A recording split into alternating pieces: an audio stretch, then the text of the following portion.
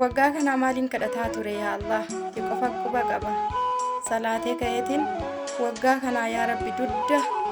sarraatinyummaaf gadi gugguuftee cabxe yaa Rabbii kiyya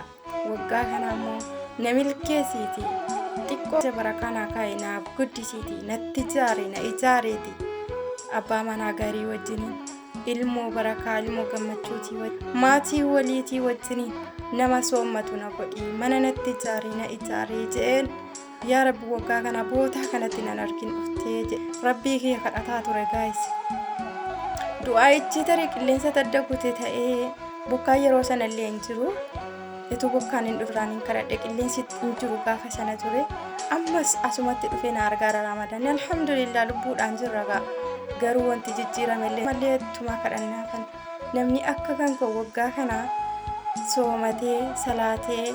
yaa Rabbi waggaa kana immoo biyyatti nas baasiisii Ramadaana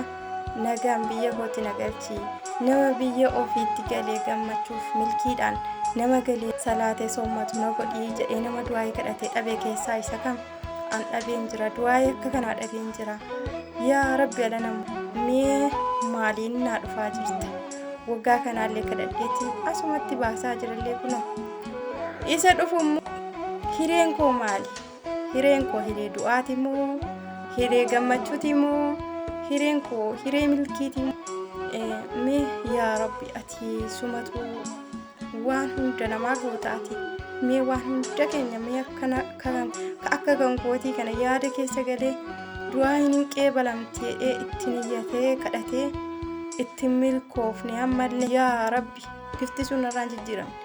uffanni tokko isaan harkaan fuudhamne mana namaa keessa gugguufiin harkaan fuudhamneeti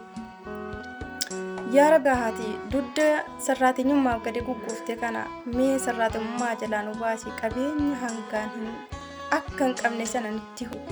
dudda keenya sarraatinyummaa gugguufte kana yaa Rabbi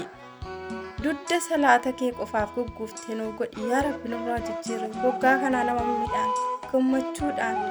waan hundatti milkaa'ee biyya ofiitti Ramadaana baasu Rabbiin nu haa godhuuti mee du'aayii kana bareechaati waliif shira akka jirtanii keessatti warri shamarranii heerumtanii hiree hin qabne hojjetattanii hojiin keessan ija isiniif hin qabaanne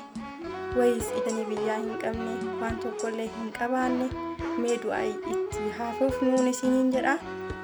yaa Rabbi hiree keenya nu tolchi keenyallee walti nuu qabi yaa Rabbi tinuu guutiiti nutti jaari nu ijaare biyya keenyaan nu ga'e yaa Rabbi yaa Allah du'aayii kana bareechaati waliif shar godhaati du'aayii karadhaa yaa Rabbi alhamdulillah jalaa haboo amal alhamdulillah dhuftee nun dhabin dhuftee jennaan salaamu alaikum yaaduma netti ta'e